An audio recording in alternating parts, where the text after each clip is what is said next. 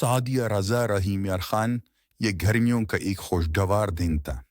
ٹھنڈی ہوا چل رہی تھی، آسمان پر ہلکے ہلکے بادل چھائے ہوئے تھے۔ ایک کوا تالاب کے کنارے ایک پتھر پر بیٹھ گیا اور ٹھنڈی ہوا سے لطف اندوز ہونے لگا۔ تالاب میں موجود راج ہنس نے کوے کو دیکھا تو کوے کے پاس آ گیا۔ اس نے سلام دعا کے بعد پوچھا کہ تم آج کوئے کوئے سے لگ رہے ہو۔ کوے نے اداسی سے کہا کہ میرا رنگ اتنا کالا ہے اور میری آواز بھی بہت بری ہے، ہر کوئی مجھ سے نفرت کرتا ہے۔ راج ہنس نے کوے کو سمجھایا کہ سیرت صورت سے زیادہ اہم ہے۔ راج ہنس نے کوے کو آسان طریقے سے سمجھانے کا فیصلہ کیا۔ اس نے کوے کو کہانی سنانا شروع کی۔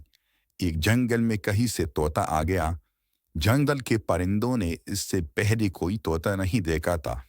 طوطا نہایت خوبصورت تھا اور اس کی آواز بھی بہت اچھی تھی۔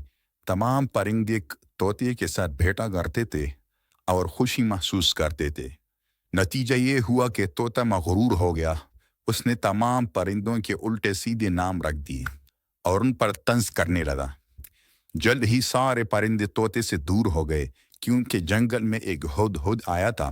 وہ خوبصورت ہونے کے ساتھ ساتھ خوبصورت بھی تھا۔ وہ دوسرے پرندوں کی مدد کر کے خوشی محسوس کرتا تھا۔